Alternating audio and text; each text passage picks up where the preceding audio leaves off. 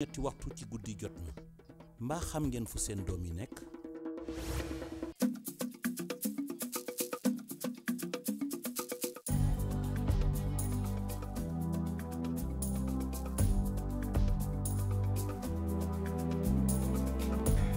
Mesdames, Messieurs, bonsoir et bienvenue dans le 20h de TFM. Dans l'actualité de ce jeudi, petit match du Sénégal battu 1-0 par l'Algérie. Les Lions ont été domptés par de solides Fennecs. Débrief et réaction dans un instant avec Mame Fatou Ndoye. Hausse probable du prix de l'électricité. Les autorités tempèrent. Rien n'est défini pour le moment. Plus de détails dans un instant.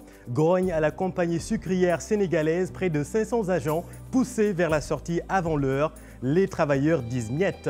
La Commission électorale nationale autonome regrette sa non-implication dans la supervision du parrainage au Conseil constitutionnel. Après la mission d'observation de l'Union européenne, la Sénat vient de rendre public son rapport sur la présidentielle du 24 février dernier. Voilà pour les titres. Tout de suite, le développement.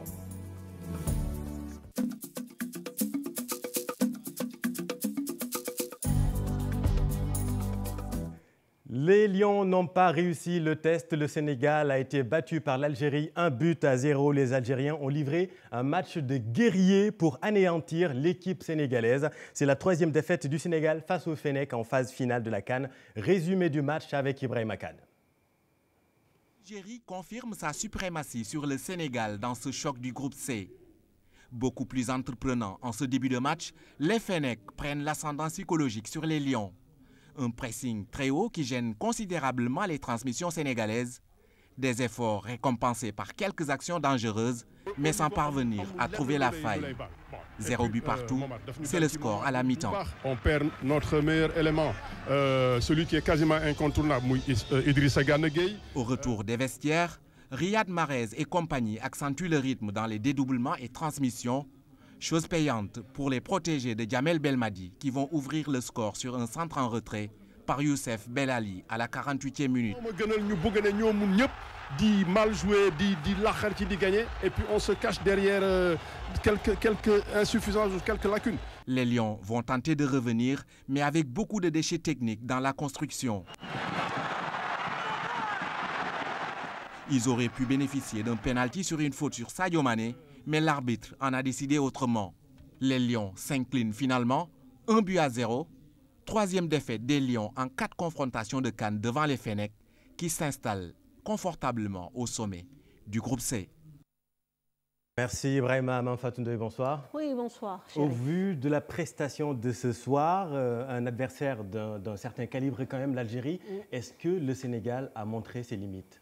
Objectivement, oui, sur ce match, parce que le Sénégal, normalement, est en Grande Afrique. Mais pour être en Grande Afrique, il faut savoir aussi rivaliser avec ses pairs, ce qui n'a pas été le cas. Aujourd'hui, le Sénégal, certes, a eu un début de première mi-temps correct, où l'équipe était bien positionnée, bien assise. Mais au fur et à mesure, l'équipe s'est délitée. Et malheureusement, je pense que les Algériens n'ont pas eu à pousser très loin pour pouvoir ouvrir le score. Quand vous regardez les statistiques, vous vous rendez compte que le Sénégal a eu 2 tirs cadrés et l'Algérie en a eu autant, mais l'Algérie a été efficace. Et comme vous l'avez dit dans votre introduction, les Algériens ont fourni un match de guerrier. Physiquement, ils ont mis de l'impact au milieu de terrain. Ils ont bouffé les Sénégalais en dehors d'un Pape Alioune qui a su quand même tirer son épingle du jeu.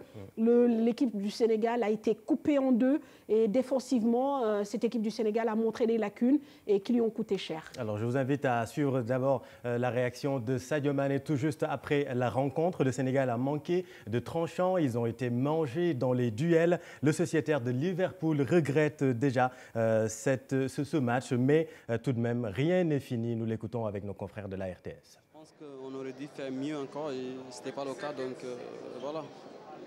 En deuxième mi-temps, on a un peu relâché dans l'ensemble et du coup, ils ont marqué le but et on a essayé de pousser jusqu'au bout. Finalement, on n'a pas pu marquer et je pense que pour gagner un match, il faut un but Dakar. On a vraiment un match décisif à jouer contre le Kenya maintenant. Il faut aller bien se reposer et surtout bien préparer le match parce que ça sera un match vraiment très décisif pour nous.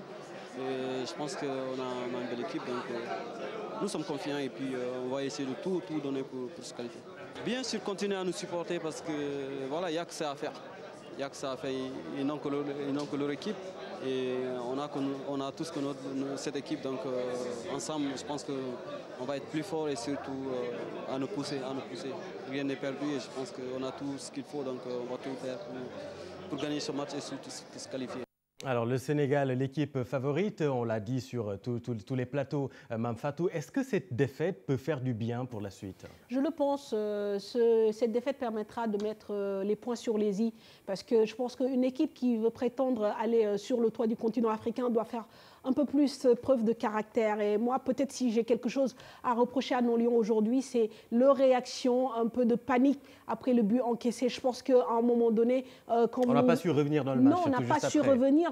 Pire, on a paniqué. Je pense qu'on a perdu notre football. C'est dû à quoi? Il y a un manque justement, de leader, peut-être qu'on n'a pas l'habitude peut-être d'être mené. Or, on est dans une compétition où il y a 7 matchs, donc tout peut arriver.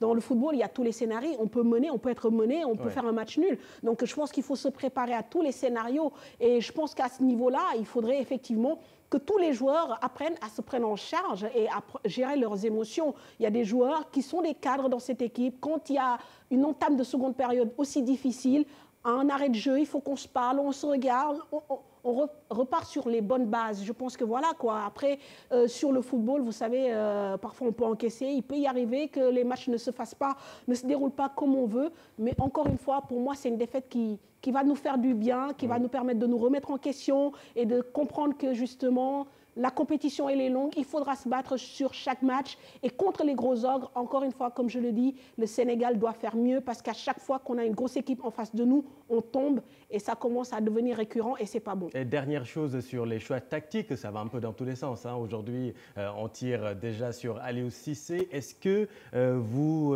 êtes d'accord avec les choix du coach ce soir?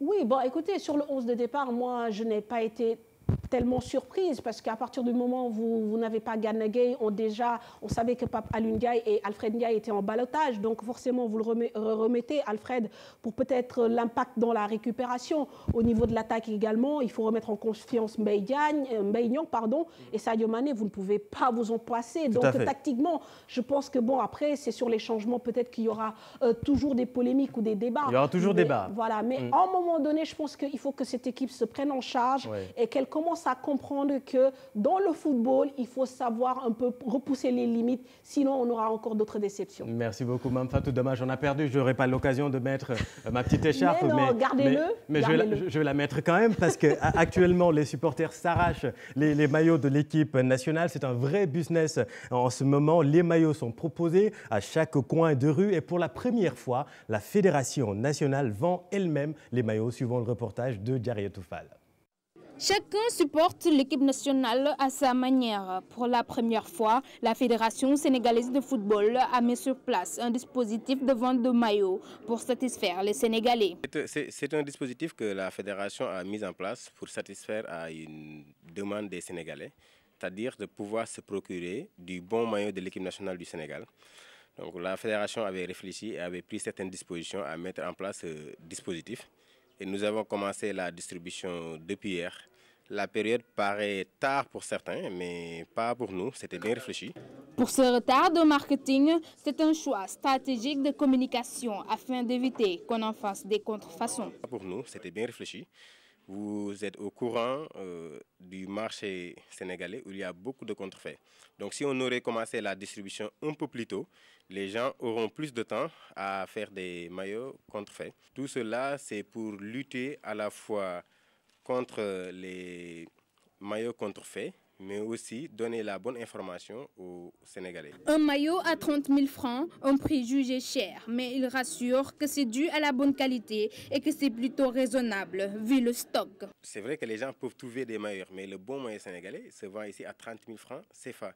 C'est pourquoi aussi nous avons fait surtout le choix de ne pas trouver d'autres lieux de distribution. Nous, le fait de discuter avec les clients, ils nous ont montré qu'ils sont satisfaits d'abord de pouvoir acheter le maillot de l'équipe nationale.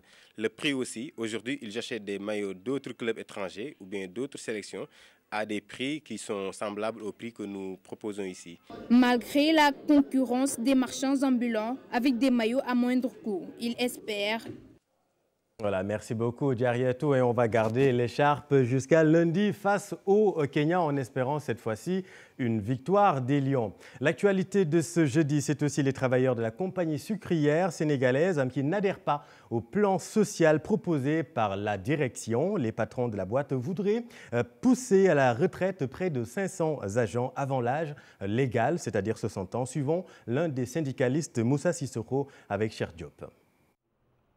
Après un premier coup d'essai, où une quarantaine d'agents avaient reçu une lettre de retraite anticipée, la Fédération générale des travailleurs du Sénégal, toujours fidèle à sa ligne, avait rué dans les brancards pour dénoncer cette mesure illégale et injustifiée. Il est clair que la compagnie sucrière sénégalaise, en agissant de la sorte, a choisi un licenciement déguisé, sans coup férir, pour échapper au règlement des droits légaux des travailleurs, au seul profit des intérêts de son entreprise. La FGTSB sonne la mobilisation de toutes les troupes, toutes les victimes de cette mesure injuste et impopulaire à travers un plan d'action qui tourne autour des points suivants. Saisine du ministère du Travail, saisine du président de la République, dépôt d'un préavis de grève, organisation de marches ou de sitting, campagne nationale et internationale de dénonciation de l'exploitation éhontée des travailleurs par la compagnie sucrière. Parlons de la hausse du prix de l'électricité. Nous vous l'annoncions ici. Les nouveaux tarifs rentreraient en vigueur lundi prochain. Eh bien, rien n'est défini pour le moment selon la commission de régulation du secteur de l'électricité qui a tenu une réunion ce matin avec le ministre Matar Cissé, ministre de tutelle, et des consuméristes. L'État fait tout pour supporter les coûts selon le directeur de cabinet du ministre. Reportage Alassane Ba et Pape Sangone Mbaye. La presse en avait fait écho, une hausse probable du prix de l'électricité. Je ne suis pas à mesure de répondre à votre question. Une augmentation des tarifs, ce qu'il convient de préciser, c'est que pour la commission de régulation, nous faisons de la régulation tarifaire. Autrement dit, nous fixons un revenu maximum autorisé à l'opérateur Senelec. Et ce revenu maximum autorisé, il est fixé pendant une période de 3 ans. Renseigne le directeur de cabinet du ministre du Pétrole et des Énergies. Depuis plus de 10 ans, l'État prend en charge intégralement les écarts de revenus, malgré une hausse du prix du baril. Le président l'a déjà dit. Une fois que la commission détermine chaque trimestre le manque à gagner de Senelec ou le surplus de gains de Senelec, il le soumet à l'autorité. Et pour le moment, depuis 10 ans, l'État du Sénégal a toujours décidé de prendre en charge ce surplus, c'est-à-dire de protéger le consommateur.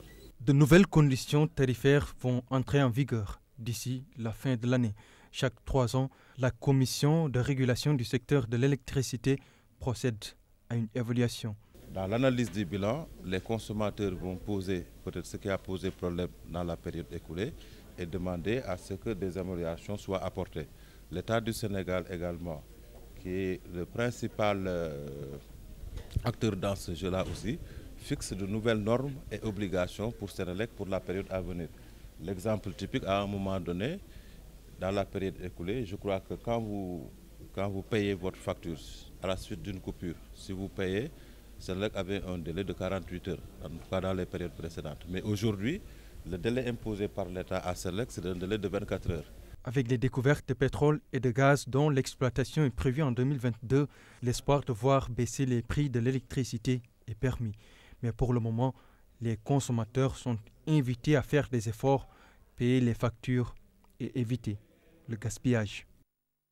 Merci Alassane. Au Sénégal, on dénombre un peu plus de 400 000 micro, petites et moyennes entreprises. Pour ces petits poussés de l'économie pourtant, ces petits poussés de l'économie participent à plus de 30% du PIB. Vous le savez, aujourd'hui, c'est la journée mondiale consacrée aux MPME. Maguette Souare Diallo et Mohamed Dieng. Elles composent la grande majorité des entreprises sénégalaises. Les micro, moyennes et petites entreprises jouent un rôle majeur dans l'économie sénégalaise. Ce secteur pourvoyeur d'emplois rencontre de nombreuses difficultés. Il y en a beaucoup de difficultés qui tiennent surtout au fait qu'elles soient informelles. Mais leurs difficultés pour les entreprises qui sont formelles, ce sont souvent les difficultés liées à la fiscalité et liées aux impôts. C'est ce qu'elles disent dans le recensement général des entreprises. Pour celles qui sont informelles, leur difficulté, c'est les difficultés d'accès au marché et d'accès au financement. C'est ça les deux problèmes. Les MPME participent à plus de 30% du PIB national.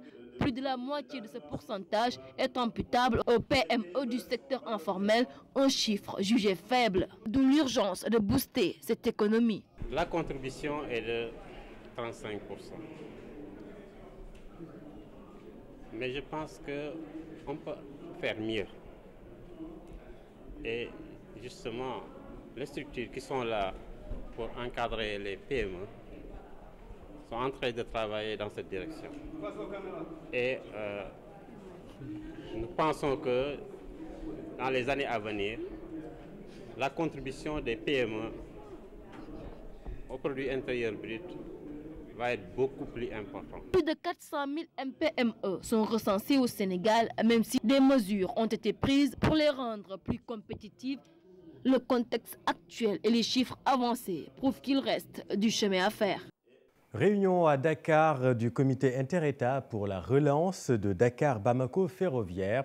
L'espoir renaît pour Sénégalais et Maliens. Une enveloppe de 10 milliards pour chaque État est annoncée et la nomination d'un nouvel administrateur général, entre autres faits qui suscitent l'espoir des cheminots. Il sollicite une diligence dans la procédure financière et administrative pour que le train siffle à nouveau. Aminata Mbaresso et Pape Sangone Mbaye. Des locomotives sous le poids de l'âge, un dépôt d'entretien dépourvu presque de tout, juste quelques petits ruminants sur les rails, la gare de Bel Air vit à peine. Et pourtant, avant mars 2018, l'ambiance était tout autre à Bel Air. C'est un cordon ombilical entre le Mali et le Sénégal. Je vous dis, certainement que nous souffrons beaucoup de l'arrêt de ce train. Mais il y a des villages et il y a des villes qui ont été complètement détruits. D'ici, le train sifflait. Destination le Mali, Dakar-Bamako ferroviaire, un fleuron économique, des locomotives chargées d'histoire, obligées subitement de s'arrêter. L'arrêt de l'activité ferroviaire a causé d'énormes dégâts au Mali et au Sénégal. Mais c'est au Mali encore que c'est encore très visible. C'est très visible là-bas. Parce que nous, on était à 9 mois sans salaire. Avec le plan de sauvegarde promis par les deux États, les cheminots reprennent espoir. Donc, ce que nous demandons aux deux États, c'est aujourd'hui de les accompagner. Mais aujourd'hui, c'est les deux États qui ont nommé un administrateur général en la personne de Kibili Touré. On va l'accompagner. On va l'accompagner pour que l'entreprise, les problèmes que l'entreprise connaît aujourd'hui, vraiment qu'il nous fait sortir de cela. Les États du Mali et du Sénégal ont proposé de mettre dans la cagnotte 10 milliards chacun. L'État du Sénégal et le Mali se sont engagés à verser 20 milliards de francs CFA pour la relance de Dakar-Bamako ferroviaire. Ces cheminots n'en demandent pas plus. Ils veulent une diligence pour que le train reprenne à nouveau les rails. Merci Aminata. Écartée de la supervision du parrainage par le Conseil constitutionnel, la Sénat ne semble pas apprécier cette démarche. La Commission électorale nationale autonome vient de publier son rapport sur l'élection présidentielle du 24 février dernier. Chérif Dia, vous avez lu le document pour nous. C'est un rapport de 184 pages dans lequel la Commission nationale électorale autonome salue d'abord le bon déroulement du scrutin présidentiel du 24 février dernier.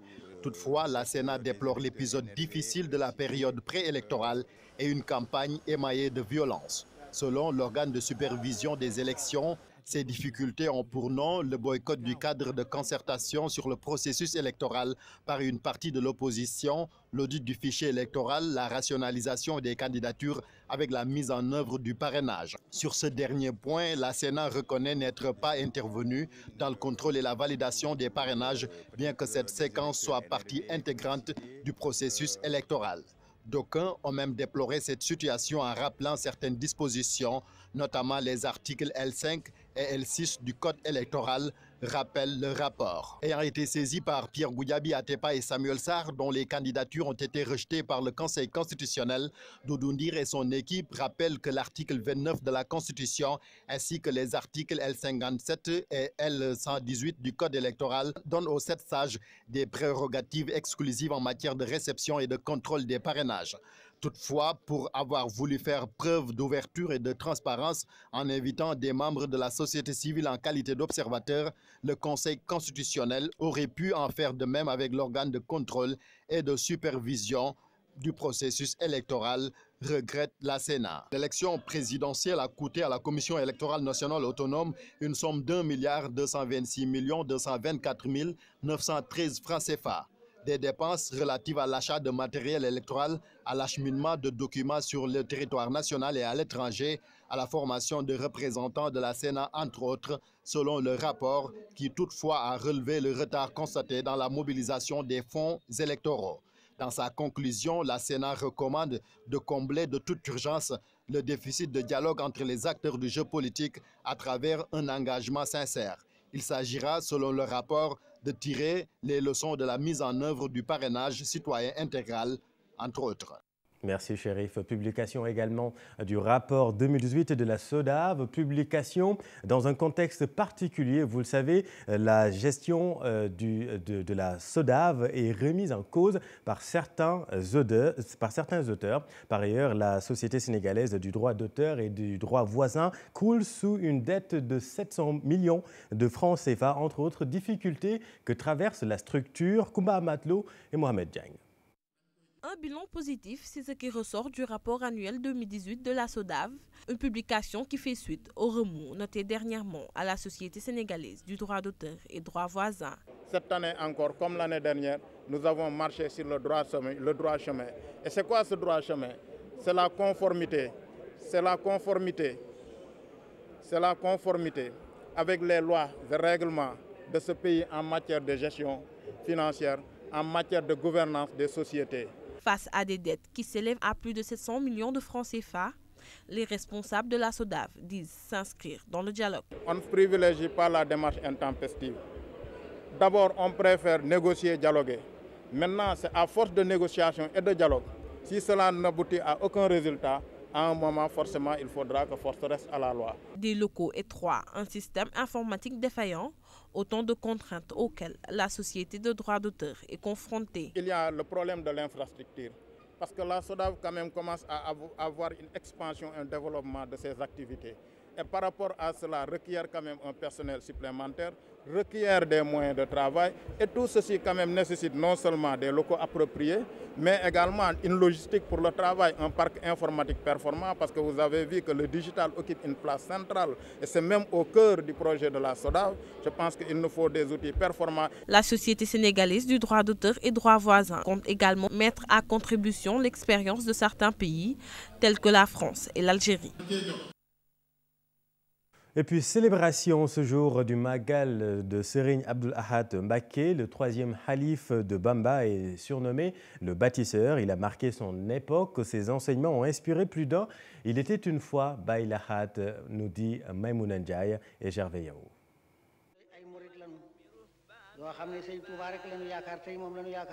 Serigne Abdul Ahad Mbacké, ou l'incarnation de la rigueur, de la droiture et de la prestance. Un monument de la confrérie mouride qui a su bâtir et une société et des hommes, mais aussi une ville. Simplement un grand bâtisseur.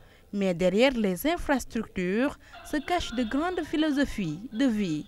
Aller dans l'accomplissement de la mission par la dignité, par la pureté de l'action, par la droiture, constitue votre voie de clémence et de miséricorde.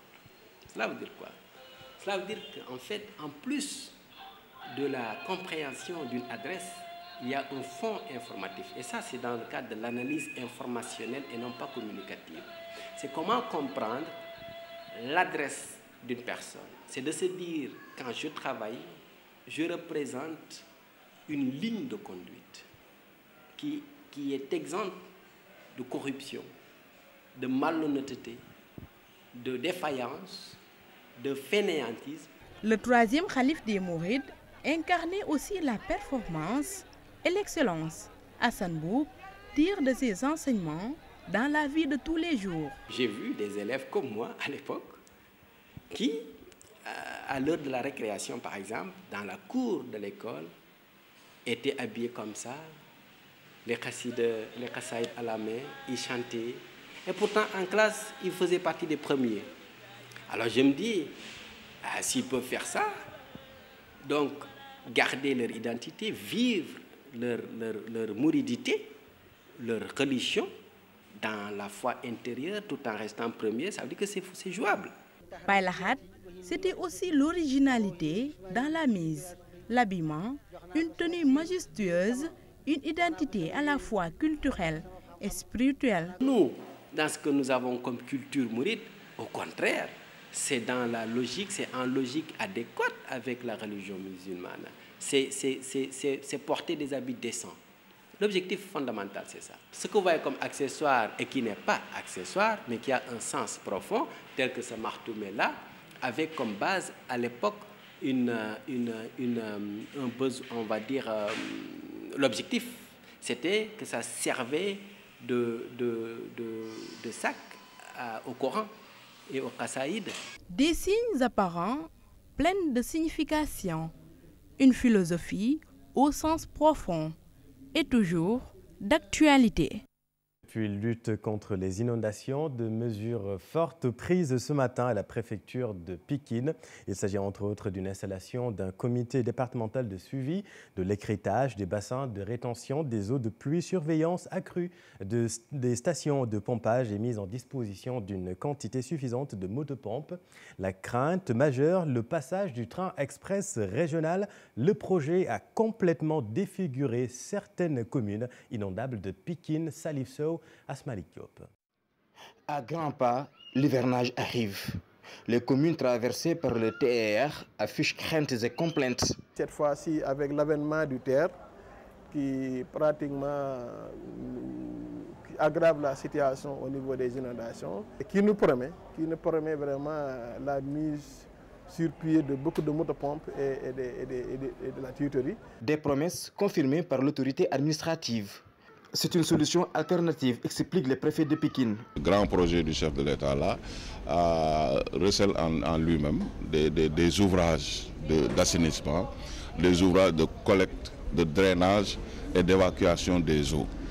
Ces ouvrages-là ne seront pas fonctionnels à 100% d'ici l'installation de l'hivernage. C'est pourquoi l'APEX, la société qui conduit ces travaux-là, a pris des dispositions provisoires, qu'on peut qualifier de provisoires, pour un peu, pendant cette période d'hivernage-là.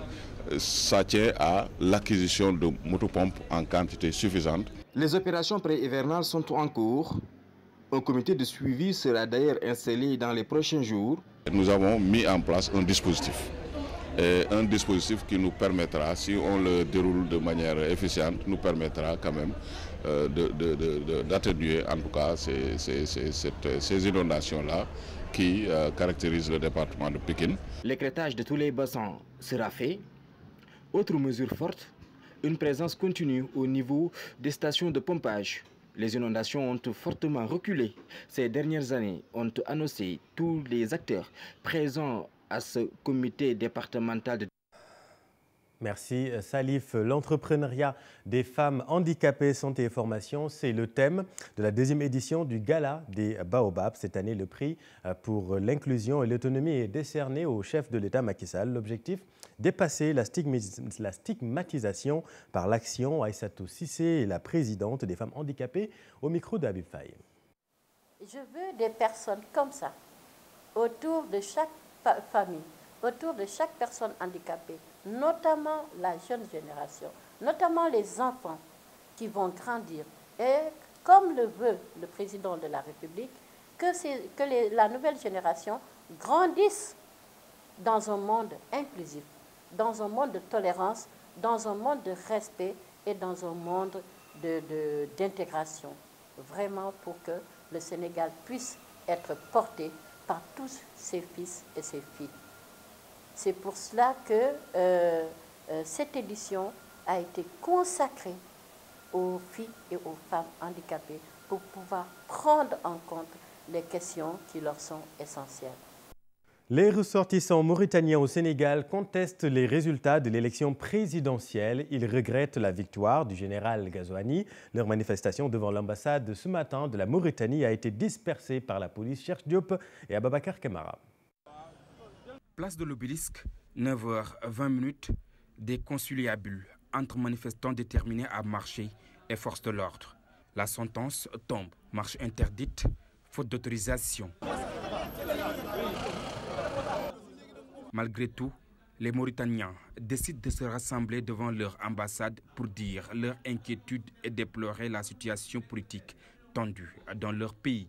En Mauritanie actuellement, il y a ce qu'on appelle un hold-up électoral qui se passe en Mauritanie. C'est quoi? C'est que comment on appelle ça, le président du parti au pouvoir, il a fraudé, clairement qu'il a fraudé les élections. Parce que lui, il a juste gagné dans 2 régions sur 13, donc on ne peut pas gagner dans 2 régions sur 13. Et puis, surtout, pire que ça, ce sont les régions genre, moins peuplées. Et puis vous passez au premier tour avec 52%. Ça, c'est inconcevable. Ils ont vivement regretté que des milliers de Mauritaniens vivant au Sénégal soient sans possibilité d'accomplir leur devoir civique. S'il y avait un siège, s'il y avait des bureaux de vote ici, tous les commerçants, les étudiants qui sont ici, n'ont pas voté les élections présidentielles. Certes, il y a certains qui ont voté, mais qui sont déplacés, partis au pays, mais d'autres n'ont pas eu cette occasion. Mais pourquoi l'ambassade est là? Quel est l'intérêt de l'ambassade? L'ambassade représente quoi? La situation du pays est très critique. Depuis 4 jours, l'Internet n'est pas net en Mauritanie. Les appels téléphoniques ne passent pas. Des manifestants livrent leur inquiétude. Nous ne savons pas, est-ce que nos parents qui sont au pays, est-ce qu'ils sont en vie ou pas? Nous ne savons pas, nous sommes là, on n'arrive même pas à être tranquille, on n'arrive même pas à faire nos devoirs, réviser nos cours. Ils ont débarqué toute l'armée mauritanienne, ils ont arrêté plus de 100 et quelques jeunes Mauritaniens. Donc, le ministre de l'Intérieur qui sort, il se permet de dire que les gens arrêtés sont des étrangers, sont des, je sais pas, Sénégalais, Gambiens, Maliens. Non, c'est faux, ils sont tous des Mauritaniens. Ould Azouani, déclaré vainqueur, n'a même pas eu le temps de savourer sa victoire. Une victoire contestée par la majorité de l'opposition. Ces Mauritaniens de Dakar, loin de Nouakchott, exigent plus de transparence pour une meilleure stabilité dans leur pays. Ils se sont dispersés ensuite. Comme ils étaient venus, aucun heurt n'a été signalé. Merci, cher. Voilà, c'est la fin de cette édition. Merci de l'avoir suivi. À suivre tout à l'heure, Jour de Cannes, avec cher Tidiane Diao, qui aura beaucoup de mal à vous présenter ce magazine, qui reviendra sur la défaite des Lions battus 1-0 face à l'Algérie. Et puis, un peu plus tard, retrouver commissaire Anna et le légendaire Beiti dans votre série Mœurs sur TFM. Quant à moi, je vous donne rendez-vous lundi prochain pour votre JT du 20h. Restez avec nous, vous êtes au bon endroit. Bonne soirée.